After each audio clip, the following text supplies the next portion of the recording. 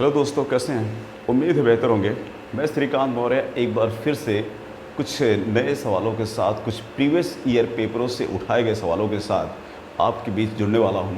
मैं आपको बता दूं कि जितने भी सवाल मैं पिछले कई वीडियो में करवाया है या जो करवाने वाला हूं, ये सारे के सारे सवाल प्रीवियस ईयर पेपरों से उठाए गए हैं और ये आपके लिए काफ़ी इम्पॉर्टेंट है। अगर आप देखेंगे तो प्रीवियस ईयर पेपर में ऐसे कई एग्ज़ाम्स हैं जहां ये बेहद तरीके से आपको देखने को मिल जाएंगे। तो आप हर एक सवाल अच्छे तरीके से देखते रहिए और अच्छे तरीके से करने का प्रयास करिए। जहां तक हो सकेगा हर मैं शॉर्ट तरीका इसका बताने का प्रयास करूंगा। यहाँ पे मैंने एक सवाल लिया हुआ है, आप सवाल को अच्छे तरीके से देख लीजिए, फिर हम लोग सवाल के सोल्यूशन पे चलते हैं। यहाँ पे मैं आपको दो वैरायटी के सवाल कराने वाला हूँ।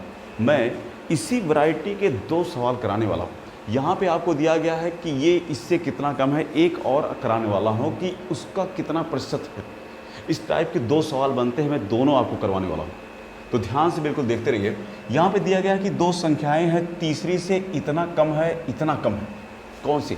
यहाँ पे तीन संख्याएं दी गई हैं। कहानी क्या है मैं आपको समझाता हूँ। तीन संख्याओं में से जो पहली, यहाँ पे तीन संख्याएं दी गई, तीसरी कौन सी है ये पता नहीं है, लेकिन तीनों में से जो पहले और सेकंड नंबर पे हैं, ये दोनों की दोनों, पहले वाले और सेकंड वाले, ये डायरेक्ट तीसरी वाले पे डिपेंड है।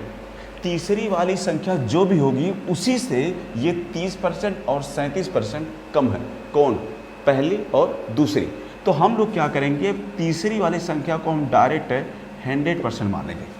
जब हमें तीसरी संख्या पता चल जाएगी तो हम यहाँ से तीसरे की मदद से हम पहले और दूसरी निकाल लेंगे।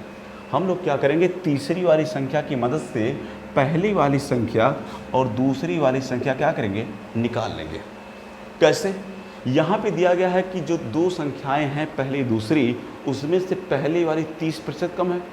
जब 30% कम होगी पहली वाली तीसरी से, आप स्वयं बताओ, तीसरी 100% है। जब 100 में से 30% कम पहली वाली होगी तो कहाँ तक पहुँचेगी? पहुँचेगी 70%। यही तो इसका मतलब, पहले वाले तीसरे वाले से 30% कम होने का मतलब 70%, और यही 70% ही आपकी पहली वाली संख्या बन जाएगी।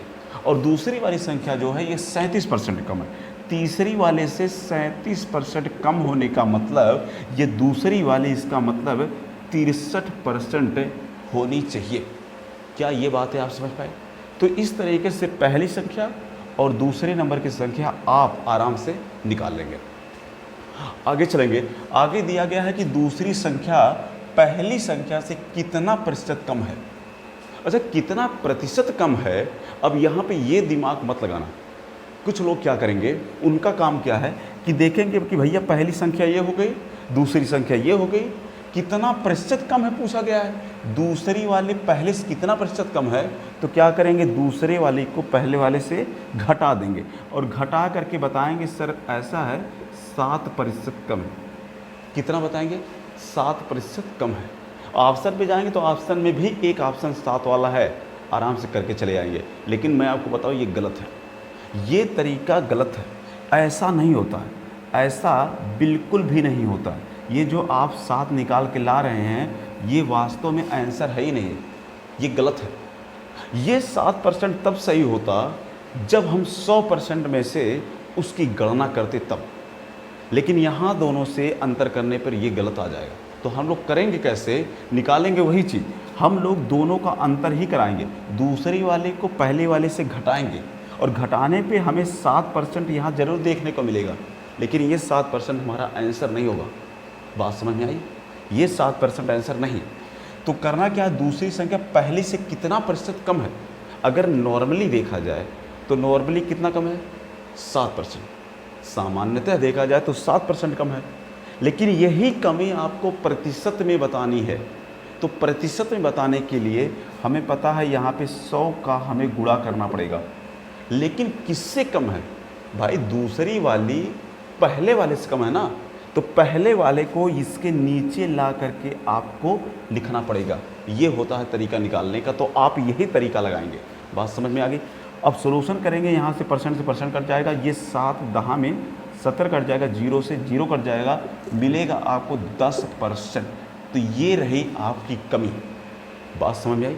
तो ऐसे आपको निकाल के लाना है भाई। ये निकल के कितना आया है? ये निकल के आया है दूसरी संख्या की पहली संख्या से प्रतिशत कमी।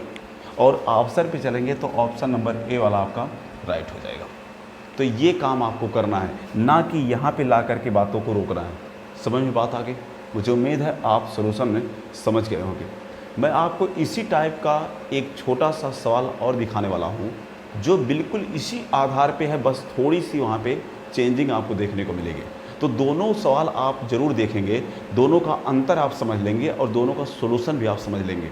और ये दोनों के दोनों सवाल बेहद इम्पॉर्टेंट है। तो चलते हैं नेक्स्ट सवाल पे।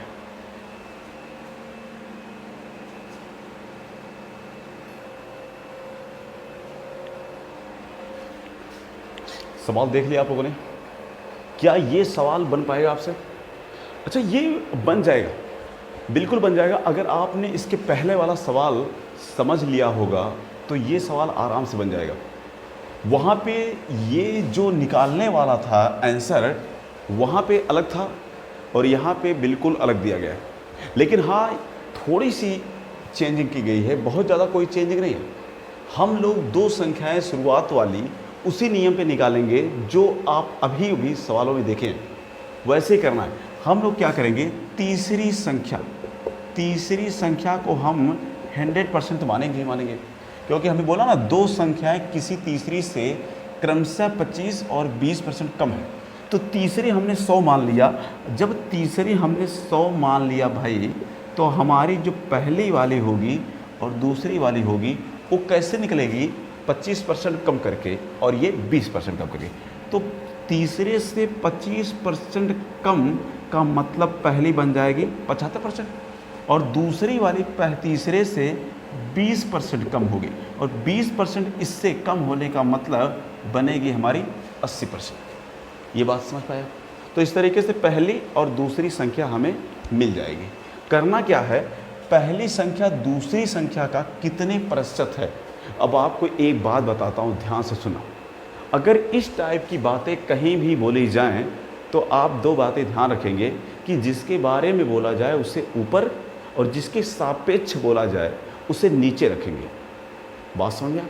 जैसे यहाँ पे बोला गया कि पहली संख्या दूसरी संख्या का कितना प्रतिशत है, मतलब बात किसकी हो रही है? बात हो रही है पहले संख्या की, लेकिन किसके संदर्भ में हो रही है? संदर्भ में दूसरे वाले की।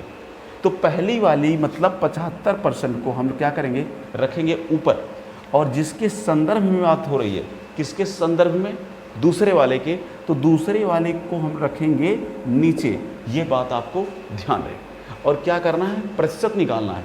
तो प्रतिशत निकालने के लिए हम गुणे में 100% लगा देंगे। इतना काम तो आपको करना ही करना है। फिर आगे सोल्यूशन कर लेंगे। सोल्यूशन यहाँ परसेंट से परसेंट कट जाएगा, ये 20 चौक 80 हो जाएगा और ये 20 25 100। 75 का 5 में आप गुणा कराएंगे तो आपको 375 मिल जाएगा। और बटे में 4 है तो 4 लिखेंगे, परसेंटेज का साइन यहाँ पे लगाते हुए चलेंगे।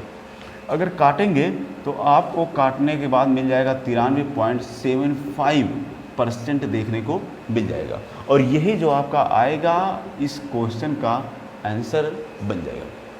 बताइए, यहाँ तक कोई समस्या? इस सॉल्यूशन में कहीं कोई तकलीफ आपको होने वाली नहीं है। बिल्कुल आसान तरीका है, कुछ भी करना नहीं था। अगर आप नहीं चाहते इतना लंबा, तब भी आप इसी मॉडल को छोटे में लगा सकते हो। इसी चीज़ को आप छोटे में भी कर सकते हो। भाई आप सोचो समझो कि 25% कम करना है पहले को, दूसरे को 20% कम करना है। तो पहले को अगर 25% कम करेंगे तो ये बनेगा 75%, जाहिर सी बात है। और दूसरे को 20% कम करेंगे तो ये बन जाएगा आपका 80%। ये भी सिंपल बात है, बिल्कुल हम समझ जाएंगे। और करना क्या है, पहली का दूसरे की तुलना में प्रतिशत बताना है। तो पहली को ऊपर रख लेंगे, दूसरे को नीचे रख लेंगे, मतलब ये कर लेंगे। इसको यहाँ लिखने की जरूरत नहीं, दूसरे को डायरेक्ट नीचे कर लेंगे। और प्रतिशत में बताना है तो प्रतिशत का चिन्ह यहाँ पे लगा लेंगे 100 का गुणा करके, और इसको काट पीट करके जैसे अभी यहाँ काटा गया था उसी तरीके से काट करके हम आंसर आराम से अपना प्राप्त कर लेंगे। बात समझ में आई? तो इतना लंबा चौड़ा करना नहीं है, ये आपको समझाने के लिए मैंने इतना लंबा किया है। आपको अगर बात समझ में आ जाएगी जिस दिन, तो आप यही सवाल इस तरीके से लगा करके आराम से सवाल का आंसर प्राप्त कर लेंगे, और यही काम आपको करना भी है। तो आज अपनी ये दोनों सवाल कंप्लीट हो गए। इस मॉडल के आपको 2 ही वैरायटी के सवाल मिलेंगे, तो ये दोनों अच्छे से आप जो है अपनी कॉपी में नोट कर लेंगे और अच्छे से प्रैक्टिस कर लेंगे। इसके बाद मैं कुछ नए सवालों के साथ अगले नेक्स्ट वीडियो में मिलूँगा। तब तक के लिए जय हिंद, जय भारत।